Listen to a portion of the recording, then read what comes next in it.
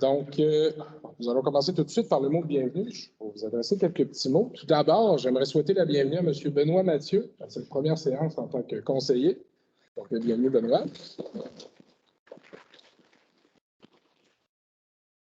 Bon, ensuite, j'avais pris des notes parce que ça fait déjà 1 an qu'on a été élu, le nouveau conseil, et puis j'ai quelques réalisations pour vous. En fait, plusieurs subventions pour la communauté ont été demandées et obtenues depuis l'année dernière. Nous avons eu aussi l'entente pour présenter la collection Pouliot qui avait été acquise par la municipalité, qui a été un vif succès cet été. Il y a eu naturellement le classement du presbytère au mois de juin. Il y a la programmation de la TEC au printemps qui a été déposée et acceptée par le MAMACH. Donc, c'est 1,4 million d'argent neuf qui va être introduit dans la municipalité l'été prochain. L'année prochaine, en fait, on a jusqu'au 31 décembre pour le dépenser l'année prochaine. Il y a eu la tôle du gazebo, plus les lumières de la jetée. On sait que les lumières de la jetée vont nécessiter peut-être un petit ajustement, mais quand même, le travail a été accompli. Les bâtiments municipaux qui ont été réparés, justement, aussi avec des subventions obtenues. Et puis, il y a bien sûr la reprise du projet d'usine d'eau usée qui va bon train. On a des belles nouvelles aussi. On va partir en recherche de firme d'ingénieurs pour les plans et devis. Donc, voilà. C'est nos réalisations depuis 1 an et je vous remercie tout le monde du travail accompli. Ça a été des hauts et des bas, beaucoup de travail, beaucoup de rencontres, mais avec des beaux résultats pour tout le monde. Donc, on va procéder à l'adoption de l'ordre du jour. Vous avez chacun une copie entre vos mains, donc on va aller avec la dispense de lecture pour l'ordre du jour, à moins qu'il y ait un point au varia que quelqu'un voudrait ajouter. Sinon, un proposeur, un secondaire pour l'adoption de l'ordre du jour tel que présenté. André propose, Janie seconde, merci.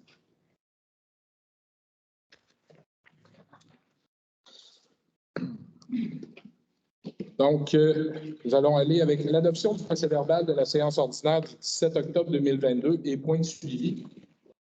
Donc, considérant que les membres du Conseil ont individuellement pris connaissance du procès-verbal de la séance ordinaire du 17 octobre 2022, considérant que les membres du Conseil renoncent à la lecture du procès-verbal, il est proposé, appuyé, résolu d'adopter tel que présenté au Conseil le procès-verbal du 17 octobre 2022. Donc, qui propose? Annie propose. Qui seconde? J'appuie. Merci. Donc, pour les motions de félicitations et de remerciements, en fait, j'aimerais féliciter la population participante pour la fête de l'Halloween qui a été un vif succès et surtout nombreux bénévoles présents. Une mention spéciale aux pompiers qui ont assuré la sécurité de nos tout-petits dans les rues, très appréciée de la part de la population au complet. Donc, félicitations à tout le monde. Puis, ça a été bien plaisant de voir autant de gens participer. Donc, la première période de questions, la parole est à vous, si vous avez des questions. Bonjour. Bonjour, je m'appelle Stéphanie Boucher, j'habite au 11 rue de la Caravelle à Saint-Michel-de-Bellechoix. J'ai été la dernière fois pour le conseil, dans le fond, pour le point. Je viens encore pour le dépôt du rapport du comité consultatif d'urbanisme. OK. J'aimerais ça savoir, merci pour la start, c'est très apprécié. J'aimerais ça savoir, c'est quand le camion qui va passer pour est-ce qu'il va passer un jour? C'est une bonne question. Ça va être une gestion avec la MRC qu'il va falloir voir, mais la SFAT a été posée, je pense, la semaine dernière ou l'autre d'avant. Fait que c'est sûr, ça s'en vient. C'est progressif, les travaux dans ce coin-là, mais oui, c'est quelque chose qui va suivre son cours naturellement. Est-ce que les rues vont être municipalisées bientôt? On est sur le projet. On a rencontré M. Beaumont la semaine dernière, début de semaine dernière, avec Janie et Jean, et ma présence aussi. Puis ça avance bien. Il reste à finaliser avec le notaire. Il faut ressortir le dossier qui avait été déposé. On est à la recherche des documents. On est en train d'avancer là-dedans.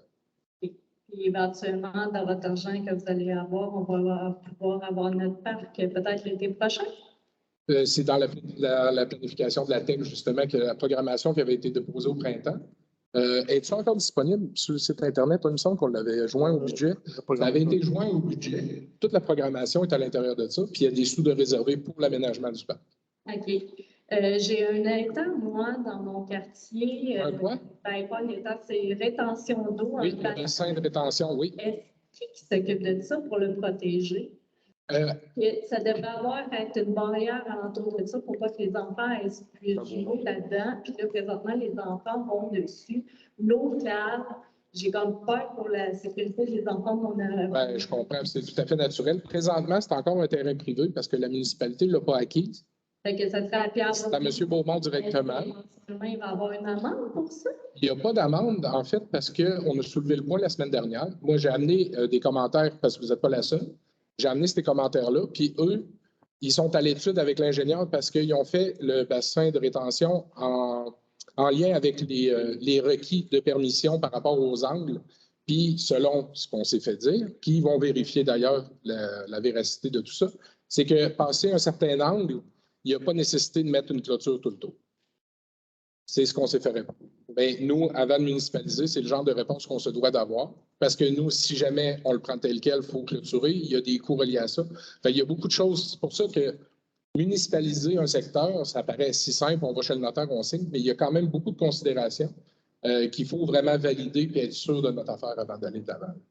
Et c'est sûr qu'on veut aller de l'avant de toute façon. Ça traîne depuis longtemps, mais on est dans le dossier depuis quoi? Printemps, au moins? Au moins depuis le printemps. C'est un work in progress. Février. Février? Février. C'est sûr qu'on ne peut pas faire n'importe quoi et n'importe comment. Il faut vraiment prendre le temps de bien faire les choses parce que c'est quand même quelque chose d'important, mais c'est un objectif qu'on avait même dit dans notre campagne électorale. Ça faisait partie de ça. Et pour le point 6, moi, je tiens à dire que je n'étais pas d'accord nécessairement d'avoir un jubilé à côté de ma maison.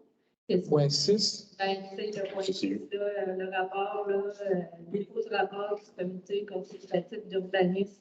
Le dernier conseil, moi, j'avais dit que je n'étais pas d'accord d'avoir un jubilé à côté de chez moi. Oui, j'en ai entendu parler. Puis d'ailleurs, on est en train de céduler une rencontre, le conseil et le CCU pour avoir plus de précision par rapport à ça. La décision a été reportée. Il n'y a rien qui a été décidé jusqu'à présent. D'accord, merci. Merci à toi. D'autres questions? Ça vous va? Donc, on va poursuivre. Avec l'adoption des comptes, donc chacun des conseillers, vous avez reçu les comptes, vous avez pu poser vos questions. Donc, je vais avoir besoin d'un proposeur et d'un secondeur afin d'approuver la liste des comptes payés et à payer telle que présentée pour un montant total de 154 832,23. Qui propose? André propose. Benoît, merci. 1.2, retour sur la résolution numéro 2022-10-17-299 du procès verbal de la séance ordinaire du 17 octobre 2022. Donc, droit de veto du maire ou de la mairesse suppléante, Code municipal 142, puisque la mairesse suppléante a utilisé son droit de veto sur la résolution numéro 2022-10-17-299, conformément à l'article 142 du Code municipal du Québec. En raison de faits nouveaux, cette résolution est de nouveau soumise à la considération du conseil municipal. Fait juridique, conseillère numéro 3, dossier CMQ numéro 68-849-001, autorisation de paiement. Considérant les démarches du conseil municipal pour que soit considérée et reconnue la proportionnalité et la raisonnabilité des frais juridiques à rembourser selon l'article 711.19.1 et suivant du Code municipal du Québec, considérant la nouvelle proposition déposée au conseil municipal par la firme Terrien Couture Jolicoeur, procureur de l'ex-conseillère au poste numéro 3, en conséquence, il est proposé, appuyé et résolu que le conseil est disposé à convenir d'un règlement final dans ce dossier et accepte la proposition de la firme Terrien Couture Jolicoeur au montant de 46 202 $ taxes en su, en guise de paiement global et final pour les services rendus, honoraires, frais et autres déboursés pour la défense de Mme Sylvie Lauzon, ex-conseillère, dans la procédure initiée par la Commission municipale du Québec, dossier CMQ numéro 68-849-001, que ce montant, le cas échéant, soit approprié au surplus accumulé. Que la présente résolution abroge des résolutions numéro 2022-06-20-191 et 2022-10-17-299. Donc, qui propose? Je propose. Ronald propose. Qui seconde? Danny, merci. Point 1.3, comité consultatif sur les actifs municipaux, présentation des résultats préliminaires de la consultation publique. Donc, vous n'avez pas votre résumé, madame? Faites un résumé. Oui, mon Dieu, j'ai oublié mon papier. Pas ça dans ta tête? Ouais, J'ai ça dans ma tête. En fait, concernant la consultation publique, j'avais fait des statistiques et je les ai oubliées chez moi. Là. Je viens de Je viens de me rendre compte que je oublié mes papiers chez moi. C'est ça. Donc, on a eu quand même 270 répondants. On avait un objectif de 300, donc on a quand même bien, ça a bien répondu pour ce qui est des objectifs. Pour ce qui est des grands axes, ce qui est ressorti principalement là, en plus gros, c'est vraiment le volet culture. Là, j'avais les statistiques, puis malheureusement, là, je ne les ai pas en main, mais le volet culture est l'élément qui est ressorti le plus. Avec presque 90 d'éléments qui étaient importants. Donc, on a calculé là, pour les importants et très importants. Donc, la culture est venue vraiment en premier. Et je peux dire aussi de mémoire, j'ai mon document, là, excusez-moi. Là. Je vais juste le sortir là, ici.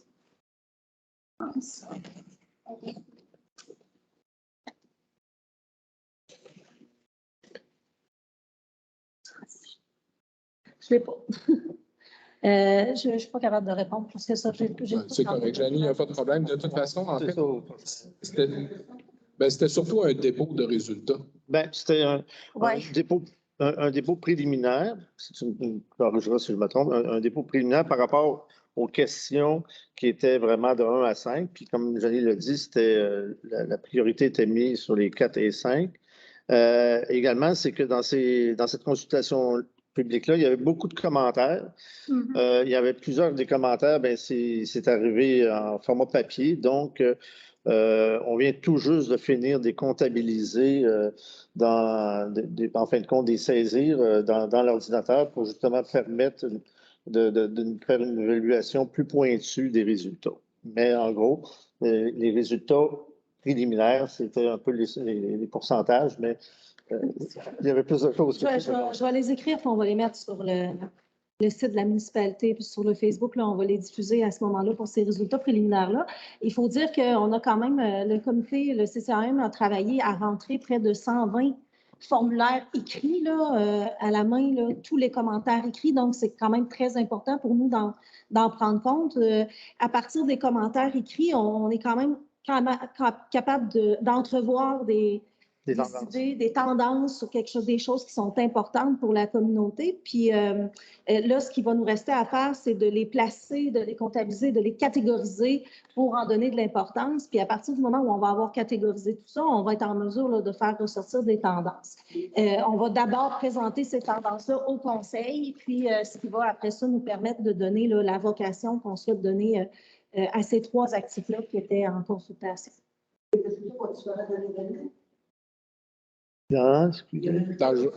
Ça va être comme Janie a dit, ça va être des résultats préliminaires. Ça va être surtout des pourcentages là, au niveau des réponses de 1 à 5. Ça va être ça. Puis par rapport aussi aux grandes vocations qui ont été soulevées. Mais en ce qui concerne vraiment le final, c'est que ça va prendre, analyser tous les commentaires. Puis comme Janie dit, c'est des catégoriser, etc. pour pouvoir arriver avec. Je pense que la question. Oui, ça va être dans le journal. Ça va être dans le journal. Mais ça va être au même titre que les. C'est sûr, c'est préliminaire, mais ça va donner quand même une idée de départ. Oui, mais il y a eu quand même. Les 6-7 premières questions là, qui étaient en pourcentage, c'est celle-là qu'on va être en mesure de vous présenter. Je vais vous le mettre je vais l'envoyer imminemment demain. Demain. Merci beaucoup, Janie. Donc, le point 1.4, réfection des fenêtres du centre communautaire, mandat pour travaux de remplacement.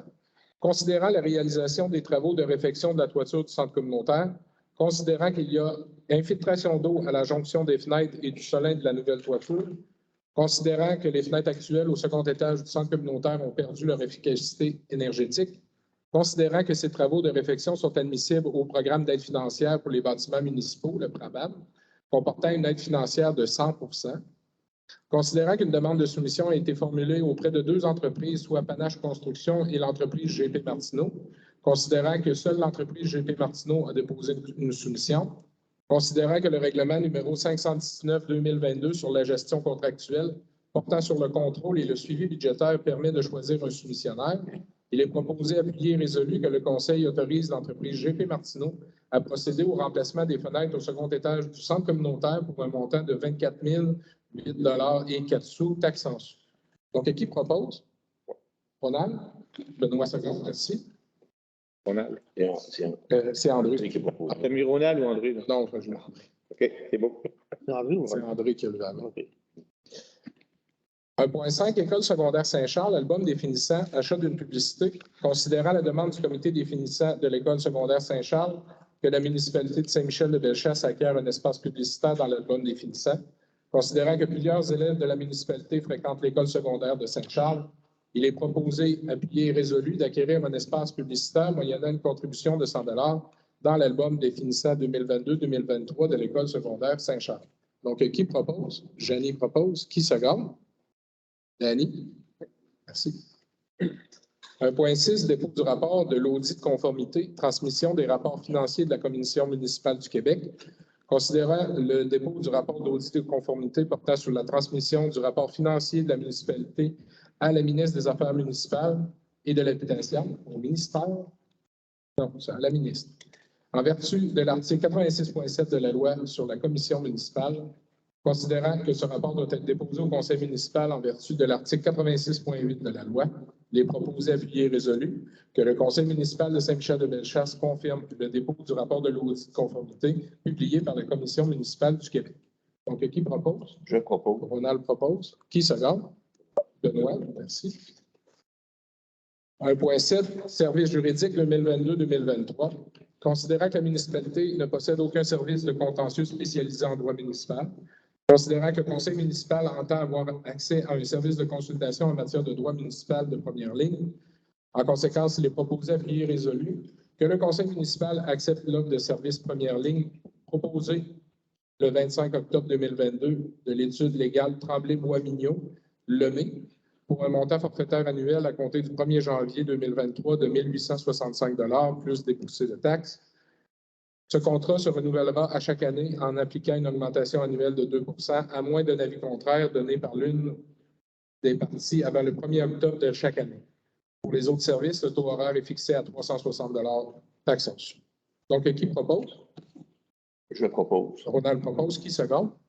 Jeannie, merci. 3.1, réfection du pluvial de la rue Santerre, mandat au service des infrastructures de la MRC pour études géotechniques et caractérisation environnementale. Considérant les travaux à effectuer pour la réfection de l'égout pluvial aux abords de la rue Santerre, considérant que des relevés topographiques ont été réalisés par le service des infrastructures de la MRC de Bellechasse, considérant qu'une étude géotechnique et une caractérisation environnementale des lieux sont nécessaires pour se conformer aux obligations légales afin de poursuivre le projet, il est proposé, appuyé et résolu que le Conseil mandate le service des infrastructures de la MRC de Bellechasse pour qu'il procède à une étude géotechnique et une caractérisation environnementale en prévision de la réfection de l'égout pluvial aux abords de la rue Santerre. Donc, qui propose? Je propose. Ronald propose. André seconde, merci. 3.2, reddition de compte, programme d'aide à la voirie locale, volet projet particulier d'amélioration. Considérant que la municipalité de Saint-Michel-de-Bellechasse a pris connaissance des modalités d'application du volet projet particulier d'amélioration du programme d'aide à la voirie locale et s'engage à les respecter, considérant que le formulaire de reddition de compte V0321 a été dûment rempli, considérant que les travaux réalisés ou les frais inhérents sont admissibles au programme, considérant que les travaux ont été réalisés dans l'année civile au cours de laquelle le ministre les a autorisés, considérant que le réseau routier pour lequel une demande d'aide financière a été octroyée de compétences municipales est admissible au programme, considérant que la transmission de la reddition de compte des projets a été effectuée à la fin de la réalisation des travaux ou plus tard le 31 décembre 2020 de l'année civile au cours de laquelle le ministre les a autorisés, considérant que le versement est conditionnel à l'acceptation par le ministre de la reddition de compte relative au projet, considérant que si la reddition de compte est jugée conforme, le ministre fait un versement aux municipalités en fonction de la liste des travaux qu'il a approuvés, sans toutefois excéder le montant maximal de l'aide tel qu'apparaît à la lettre d'annonce. Considérant que les autres sources de financement des travaux ont été déclarées, il est proposé, appuyé et résolu que le Conseil approuve les dépenses d'un montant maximal de 17 600 $ relatives aux travaux d'amélioration réalisés et frais inhérents admissibles mentionnés sur le formulaire V0321, conformément aux exigences du ministère des Transports du Québec. Donc, qui propose? André? J'appuie. Ronald seconde, merci. 4.1, dépôt rapport mensuel d'exploitation des installations de traitement de l'eau potable et collecte des eaux usées. En fait, c'est un dépôt du rapport mensuel de notre opérateur du traitement de l'eau potable qui va être disponible sur le site Internet de la municipalité. Donc, c'est bien Nouveau Horizon. Hein, Danny? Oui. 5.1. Nouveau Horizon, achat d'ordinateurs. Considérant l'entente intervenue entre Emploi et Développement social Canada et la municipalité de Saint-Michel-de-Bellechasse pour la réalisation d'un projet outils technologiques accessibles au cœur de la communauté dans le cadre du programme Nouveaux Horizons adressé aux aînés. Considérant que ce projet s'inscrit dans les objectifs visés par la politique famille aînée de la municipalité, considérant que la municipalité a obtenu une aide financière de l'ordre de 24 000 $ pour la réalisation de ce projet, il est proposé, appuyé et résolu, que le Conseil autorise le directeur général à procéder à l'achat de 20 ordinateurs pour la concrétisation de son projet dans le cadre du programme Nouveau Horizon pour un montant de 14 200 $ taxes en su. Donc, qui propose? Danny propose. Jeannie seconde, merci. Donc, 5.2, Club Optimiste demande d'aide financière pour la tenue du Carnaval 2023. Considérant la participation demandée à la municipalité par le Club Optimiste dans le cadre des activités du Carnaval Optimiste 2023, considérant que le Club Optimiste de Saint-Michel-de-Bellechasse est un organisme communautaire reconnu pour son implication soutenue auprès de notre communauté, considérant que le Club Optimiste organise un carnaval hivernal depuis plus de 34 ans pour le plaisir et le bonheur des plus jeunes comme des plus vieux, considérant que la municipalité souhaite collaborer avec le Club Optimiste afin que celui-ci puisse organiser l'activité de la glissade dans le cadre de son carnaval hivernal, il est proposé, appuyé et résolu que le Conseil autorise une aide financière de 3 200 $ pour les années 2023, 2024 et 2025 et 2026 afin de contribuer au financement de la glissade. Cette contribution est réservée pour l'activité du carnaval Optimiste, plus spécifiquement pour la location de la glissade et conditionnelle à la tenue de l'activité. Le versement de cette contribution sera fait en totalité au début de chaque année sur réception de la programmation de l'édition annuelle de l'événement. Une aide en ressources humaines pour le montage et le démontage de la structure de la glissade jusqu'à un total maximum de 21 heures. Les besoins en ressources humaines devraient être acheminés au plus tard 30 jours avant la date des travaux à exécuter, à défaut de quoi la municipalité ne pourra garantir cette aide. Le Conseil met à la disposition du Club Optimiste certains locaux de la municipalité pour la durée du carnaval selon leur disponibilité. Le Club Optimiste devra remettre en bon état les lieux utilisés. Pour la durée du carnaval Optimiste, la municipalité autorise le Club Optimiste à utiliser une partie du terrain de l'école du Fort au 39 rue principale pour les activités de la glissade, de l'anneau de glace et de la patinoire, ainsi que l'utilisation du pavillon. Protocole d'entente entre la municipalité et le centre de services scolaires de la Côte-du-Sud. Pour toute autre demande d'utilisation de locaux, donc le centre de services scolaires est propriétaire, le Club Optimiste devra en faire la demande à la municipalité au plus tard 30 jours avant la tenue de l'événement. Le cas échéant, le Club Optimiste devra remettre en bon état les lieux utilisés dans l'école de Fort. La municipalité ne s'oppose pas à toute demande de permis d'alcool à être présentée par le Club Optimiste pour la tenue de son événement. Donc, qui propose? André. Qui seconde? Danny. Merci. Donc, point 6, dépôt du rapport du comité consultatif d'urbanisme du 31 octobre 2022. Le point 6.1, je vais passer la parole à M. Letour. Merci bien. Donc, on a deux dossiers. On n'a pas de présentation pour vous aujourd'hui. Les dossiers sont assez simples. On prévoit en avoir avoir des présentations quand ça le méritera, je dirais. Donc, le premier dossier, c'est au 6 rue Marceau, une demande d'abattage d'un arbre. On parle d'un érable argenté qui est malade. Et les documents que le CCU a reçus sont très clairs. L'arbre est clairement malade. Le secteur est largement arboré. Il y a beaucoup de verdure dans ce secteur-là. Donc, le CCU recommande au conseil municipal d'accepter la demande sans exiger, dis-je, la plantation d'arbres de remplacement, qui est une des choses qu'on fait dans certains cas. Merci, Benoît. Donc, considérant que le 6 rue Marceau fait partie du PIA secteur 1, considérant que la demande déposée par les requérants est accompagnée de photos de l'arbre à abattre, considérant que l'arbre identifié fait partie des espèces pour lesquelles l'obtention de permis d'abattage est nécessaire, considérant que selon les photos fournies par les requérants, il est possible de constater que l'arbre présente des anomalies qui risquent de s'accroître au fil du temps, considérant que la propriété est déjà largement arborée, de même que le secteur avoisinant, considérant la recommandation favorable du CCU, il est proposé, appuyé et résolu que le Conseil approuve la recommandation du CCU et accepte la demande du propriétaire de la rue du 6 rue Marceau pour qu'il procède à l'abattage de l'arbre en mauvais état. Donc, qui propose? Ouais. Benoît propose. Qui seconde? Janie, merci. Monsieur le maire, pour le prochain dossier, je vais me retirer, je vais quitter la salle étant donné que je suis directement concerné. Parfait, M. Gontier. Donc, il va être noté au procès-verbal que M. Gontier quitte la table pour le point 6.2. Je vais attendre qu'il quitte. Ouais. Bien. Donc, en l'occurrence, il s'agit d'une demande de dérogation mineure qui concerne l'implantation d'une cheminée, donc au 15 rue Saint-Joseph, chez M. Gontier. En l'occurrence, on sait que le secteur fait partie du PIA secteur 1.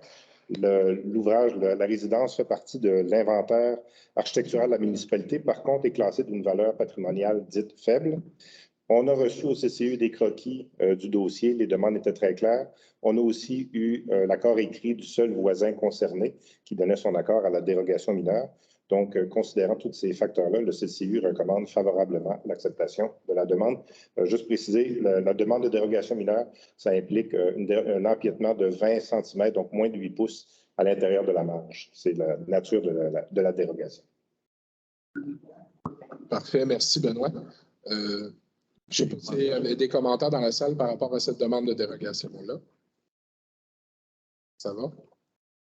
Donc, considérant que le 15 rue Saint-Joseph fait partie du PIA secteur 1, considérant que le bâtiment est inventorié dans l'ouvrage Inventaire architectural de la municipalité de Saint-Michel-de-Bellechasse, fiche 3, et est classé de valeur patrimoniale faible, considérant que la demande déposée par le requérant est accompagnée de croquis de la cheminée sur les élévations avant, gauche et droite de la propriété, de l'accord du seul voisin concerné, M. Jean Desjardins, propriétaire du 16 rue Saint-Joseph, considérant la recommandation favorable du CCU, il est proposé, appuyé et résolu que le Conseil approuve la recommandation du CCU et accepte la demande du propriétaire du 15 rue Saint-Joseph pour qu'il procède à l'implantation d'une cheminée.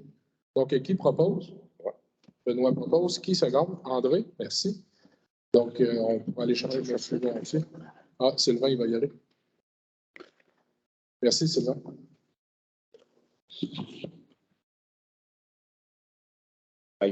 Il t'enlève même de toi.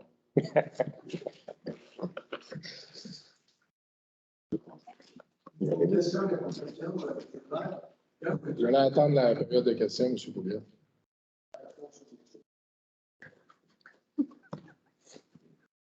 Hey, ça me fait plaisir en plus. C'est bon. C'est toi.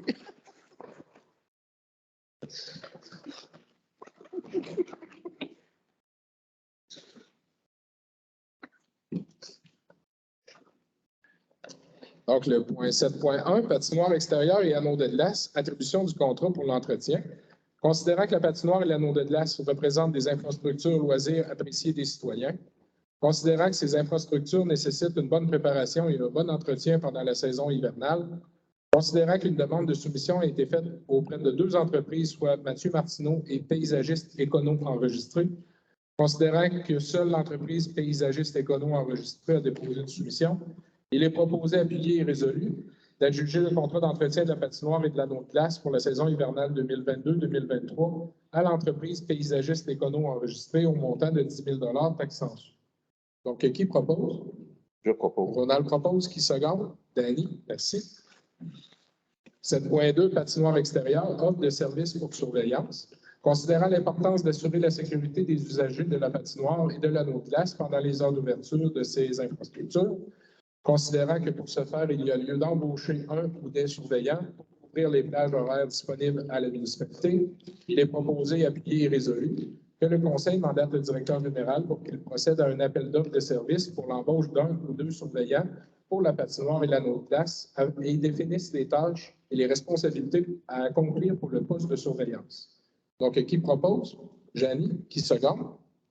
Benoît. Merci. 7.3, Fédération québécoise des chasseurs et pêcheurs, adhésion.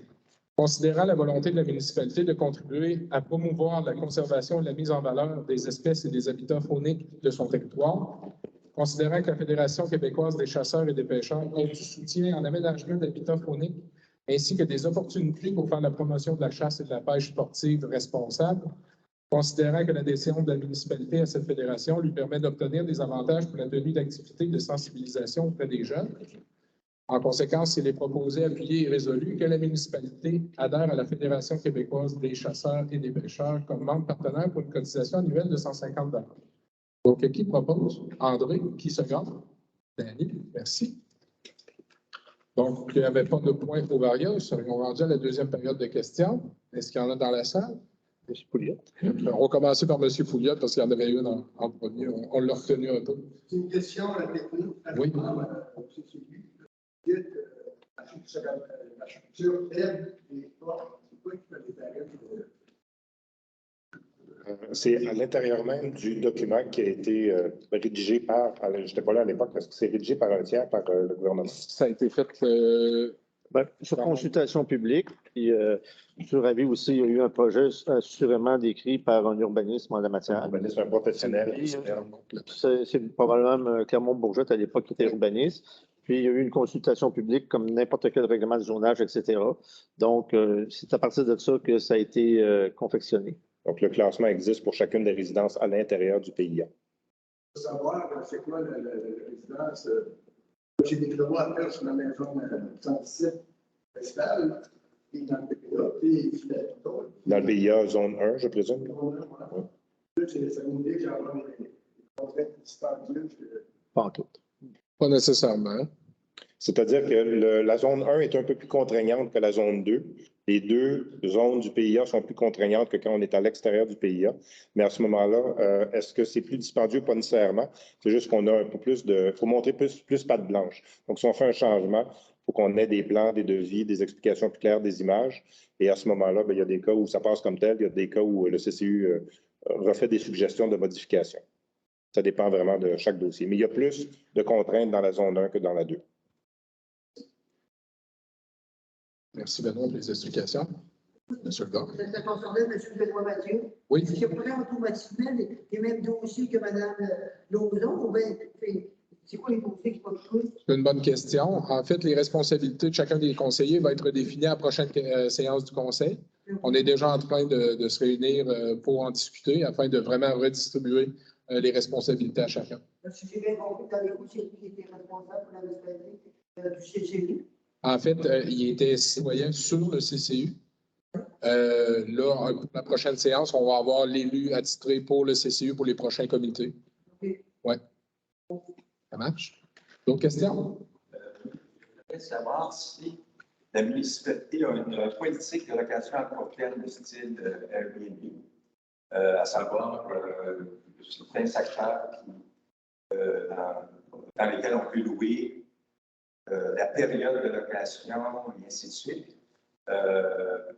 J'habite à Lens-Massy et déjà à Lens-Massy, on a 4 résidences ou chalets qui sont loués. Ça va bien. Les propriétaires et locataires les locataires sont respectueux de l'environnement, enfin des riverains. Mais on sait que dans certaines localités, vous avez probablement lu ce qui s'est passé à Stilia Saint-François, où effectivement une invasion de. C'est sûr que ce n'est pas la Stilia Saint-François, c'est pas Saint-Michel et mais est-ce qu'il y a une politique? Et sinon, est-ce que la municipalité entend développer une politique de location à court terme pour pas qu'il y ait des abus et que certaines soit obligé, comme à Stilia Saint-François, d'engager des sécurité pour. Moi, je l'ai vu le reportage, moi aussi, dans la petite rivière Saint-François. Tu préfères-tu répondre? Ou... En fait, je peux tester. Oui, effectivement, dans le règlement de zonage de la municipalité, il y a des usages qui sont permis par secteur.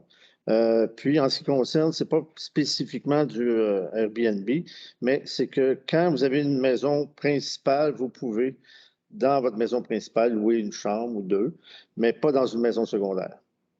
C'est le règlement de zonage qui prévoit ça actuellement. Ça veut dire qu'une personne ne peut pas louer son chalet. Il peut louer son chalet. Ce que je veux dire, c'est qu'une maison comme maison secondaire ne pourrait pas louer une chambre. Non, mais là, on parle de louer. Ben, louer un chalet, oui, il peut. Oui, ben, en peut. fait, c'est. Puis c'est dans zone récréative, etc. Il ne peut pas partout dans le périmètre urbain. Tu sais, il y a quand même des particularités, je ne les ai pas toutes par cœur. Là. C'est quand même pas moi l'inspecteur municipal. Mais ce que je peux vous dire, c'est que dans le périmètre urbain, ça prend une maison principale pour pouvoir louer une chambre ou deux ou trois. Sinon, c'est à l'intérieur du règlement de zonage, les zones qui sont permissives pour ce type d'activité-là. Et les périodes de récréation. Non, c'est pas, il n'y a pas de période, de prévue dans le règlement actuel. Non, c'est pas. Non, mais en même temps, les Airbnb sont quand même, relèvent quand même des lois. Je ne pourrais pas vous donner laquelle, là. Madame Lessard serait plus en mesure que moi de vous le dire, mais les Airbnb sont obligés de s'afficher et de se déclarer au niveau du ministère du tourisme, etc., parce que c'est eux que quand vous réservez, la taxe de vente et le TPS va directement au gouvernement. Donc, c'est bien compliqué, mais il faut que vous soyez absolument membre de ça, là, quand vous voulez avoir un Airbnb. Mais c'est Ah oui, vas-y. CTEQ. CTEQ, c'est ça.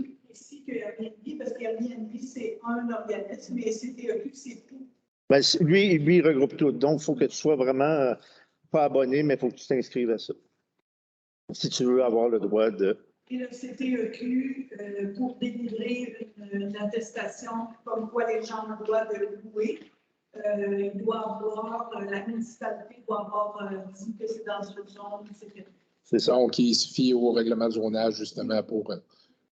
Et voilà, merci. J'ai quand même pris en note par rapport à la politique sur location, puis le conseil pourra peut-être en discuter, justement, parce qu'on commence aussi nos discussions là, par rapport à l'été prochain et tout ça. Là. Donc, on va aussi analyser le règlement de zonage. Là. On est en refonte là, par rapport à ça. Merci. Oui, monsieur? C'est bon, c'est bon qu'il y ait un chalet dans notre quartier. Oui. Je l'utilise l'été, l'hiver, je veux le louer. Oui. Bien, c'est en lien avec le règlement de zonage. Normalement, si c'est une zone touristique récréative. Récréo-touristique, merci. À vocation récréo-touristique, c'est déjà prévu dans le règlement de zonage que c'est autorisé. Ça l'est dedans. Ça l'est dedans. Oui. Il est mieux d'être isolé d'abord. Oui, c'est ça. Mais c'est dans ce type de zone-là, c'est permis. Donc, d'autres questions? S'il n'y a pas d'autres questions, je vais avoir besoin d'un proposeur pour lever de la séance. Qui propose? Janie, merci. Benoît Sopron. Donc, merci à tous. Si vous voulez rester discuter avec nous, vous êtes les bienvenus. Donc, bonne soirée à vous. Ouais. J'ai travaillé sur une dispositif en J'ai peur de l'échapper. C'est pas de l'année passée, c'est pas grave. Ben, finalement, j'ai deux questions. J'ai le 5 Oui. Non, pas de vous en parler. Oui. De 24 et 14 Pour l'instant. Il reste une subvention. Sauf qu'on a embauché des formateurs. envoyé demain. Fait qu'on s'en va faire une formation. Ensuite de ça, il va y avoir autre chose. Le journal, il va paraître. Mais la subvention, Il va paraître. Vous pouvez le sortir avant Noël, évidemment. Donc, la dernière. D'ailleurs, pour te répondre, ça serait Danny, c'est lui qui a monté la subvention. Oh, non, c'est Le comité familial. Puis le comité familial. Techniquement, c'était juste le projet.